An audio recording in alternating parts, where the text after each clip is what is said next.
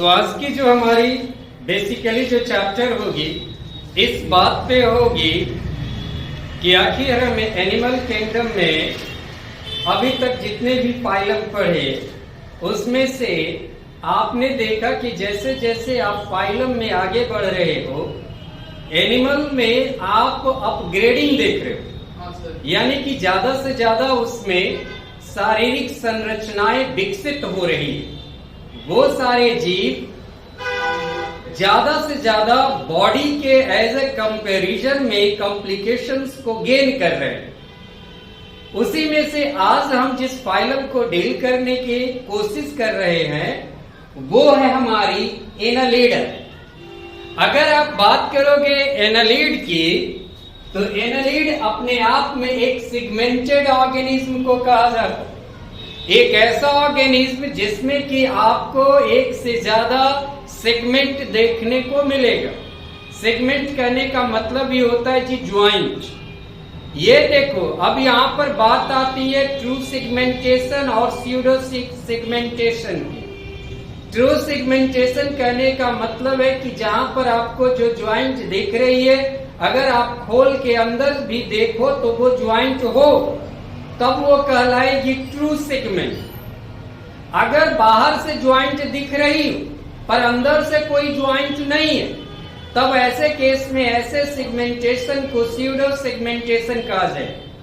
आपका जो एनालिड है वो पूरी तरीके से सेगमेंटेड है, यानी कि इनकी बॉडी एक से ज्यादा ज्वाइंट आपको इनकी बॉडी में मिल जाएगी। दूसरी बात है कि एनालिड्स के फाइलम में रखने वाला व्यक्ति कौन है? लैमार्क।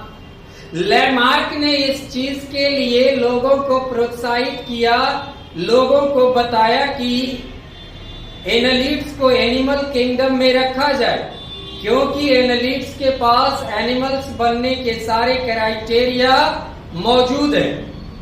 वहीं पे अगर एनालिड्स के डिवीजन को देखो कि आखिर इनके बॉडी को आप कैसे बांट पाओगे तो इनकी बॉडी को आप दो इक्वल हाफ में बांट लोगे पर बाइलेटरली, यानी कि बीचों बीच फाड़ते हुए, ठीक है, एक लेफ्ट साइड और एक राइट साइड में इसकी बॉडी बटेगी। उसके साथ साथ आपको याद रखना है कि जितने भी एनालिड्स होते हैं उसमें ऑर्गन ग्रेड देखने को मिलता है, यानी कि इनकी बॉडी के अंदर ऑर्गन जैसी संरचनाएं वेल डेवलप्ड रूप में मौजूद है।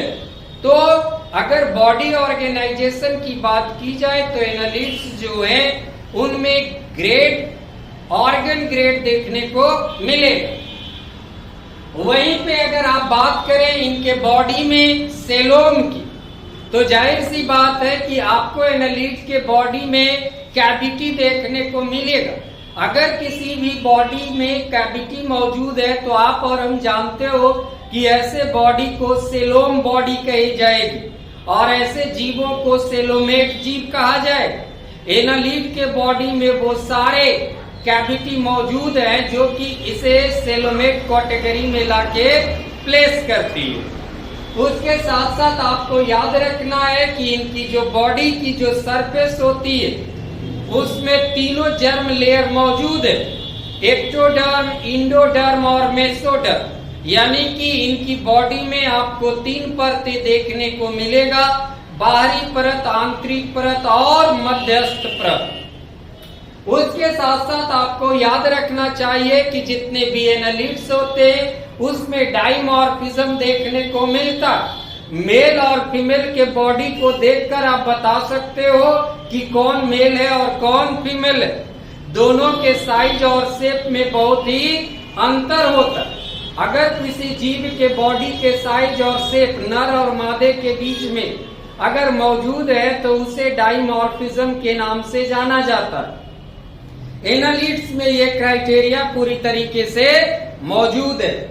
उसके साथ साथ आपको याद रखना चाहिए मेटामॉर्फ्स की। मेटामॉर्फ्स कहने का मतलब होता है कि समय के साथ अपने शरीर में रूपांतरण करना। एनालिड्स जो होती है अपने शरीर के अंदर संरचनाओं को क्या करती है बेटा? बदलती है। इसीलिए ये क्या कहलाते हैं, मेटामॉर्फ्स में आते। ठीक है, बॉडी कवर्ड बाय कुटिकल, यानी कि अगर आप एनालिड्स को देखें तो इनकी पूरी की जो बॉडी होती है एक कुटिकल लेयर से क्या होती है बेटा, प्रोटेक्टेड और कवर होती है। उसके साथ साथ अगर बात करें एनालिड्स आखिर चलती फिरती कैसे है, तो एनालिड्स के पास अपनी लोकोमोटरी ऑर्गन होती है जिसको क्या कहा जाता है बेटा, सेटा कहा जाता है। ये सेटा के जरिए एनालिड्स जो होते हैं वो लोकोमोशन शो करते हैं, मूवमेंट अपनी शो करते हैं, एक जगह से दूसरी जगह यह स्थान परिवर्तन करेंगे। उसके साथ साथ अगर देखिए तो एनालिड्स के अंदर आपको पूरी तरीके से डाइजेस्टिव सिस्टम डेवलप्ड मिलेगा, यानी कि माउथ से लेकर एनस तक उसकी पूरी की पूरी एलिमेंट्री केनाल वेल डेवलप्ड रूप से मौजूद है।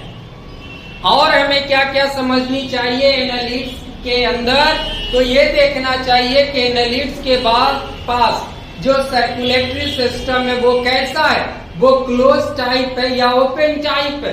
तो अगर आप एनालिड्स के चैप्टर को डील करेंगे तो आपको पता चलेगा कि एनालिड्स में क्लोज टाइप सर्कुलेशन होता है, यानी कि इनके बॉडी में नस नाड़ी वेन जैसी संरचनाएं मौजूद होती है, जिसके अंदर इसकी जो ट्रांसपोर्टेटरी सब्सटेंसेस मौजूद है, दैट इज अ ब्लड और लिम्स, वो उसमें बहती है। उसके साथ साथ अगर आप बात करें एनालिड्स के कुछ और खूबियों के बारे में, तो आप देखिएगा कि इनकी जो एक्सक्रेटरी ऑर्गन होती है, देखो भैया अगर वेल डेवलप्ड ऑर्गेनिज्म है तो जाहिर सी बात है इसके शरीर में बहुत सारे ऐसे वेस्ट प्रोडक्ट बन रहे होंगे जिनका शरीर से निकलना जरूरी है। अदरवाइज अगर ये वेस्ट प्रोडक्ट शरीर के अंदर रह जाएगी तो एनालिड्स के अंदर टॉक्सिसिटी बढ़ जाएगी और उसकी मौत हो सकती है। तो ईश्वर ने ऐसे गंदे पदार्थों को निकालने के लिए एनालिड्स के पास एक एक्सक्रेटरी ऑर्गन दिया है जिसका नाम है नेफ्रेडिया। अगर आप एनालिड्स के श्वसन के बारे में चर्चा करना चाहें तो एनालिड्स की जो श्वसन प्रणाली है वो पूरी तरीके से कुटिनियस है, यानी कि एनालिड्स अपनी सारी रेस्पिरेशन अपने बॉडी सरफेस के स्किन के जरिए परफॉर्म करेगी। उसके साथ साथ अगर और आप आगे बढ़े और एनालिड्स के तंत्रिका तंत्र के बारे में समझने की कोशिश करें, उसके नर्वस सिस्टम के बारे में जानने की कोशिश करें, तो इनके पास वेल डेवलप्ड नर्वस सिस्टम है और वो नर्वस सिस्टम इनकी गैंग्लिया की बनी हुई है। आपको ये जानकर बड़ा आश्चर्य होगा कि एनालिड्स के बॉडी में एक ही शरीर में दोनों ही सेक्स मेल और फीमेल बॉडी मौजूद होती है, इसलिए एनालिड्स जो है वो हर्माफ्रोडाइट के कैटेगरी में रखी जाएगी।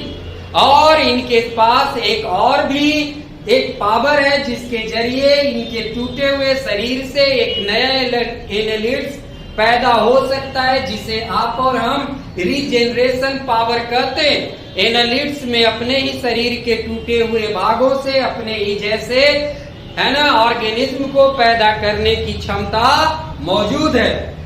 उसके साथ साथ अगर आप इनकी डेवलपमेंट की बात करें तो एनालिड्स की जो डेवलपमेंट होती है उसमें आपको दोनों ही चीजें देखने को मिलेगा। इसमें डायरेक्ट और इनडायरेक्ट डेवलपमेंट होती है। सबसे बड़ी बात यह है कि अगर आप नीट वगैरह का प्रिपरेशन करने को सोच रहे हैं तो यहाँ से काम नहीं चलेगा, आपको इसके क्लासेस में आना होगा। तो एनालिड्स को हम 4 क्लासेस में बांटेंगे, पोलिसेटी, ओलिगोसेटी, हिरोडीन और आर्चिनेलिडा। ये 4 ऐसे इनके क्लास हैं जिनके अंतर्गत हम सारे एनालिड्स को लाकर रखते हैं और उनके बारे में बेहतर तरीके से अध्ययन करते हैं। ओके, कोई डाउट? No sir.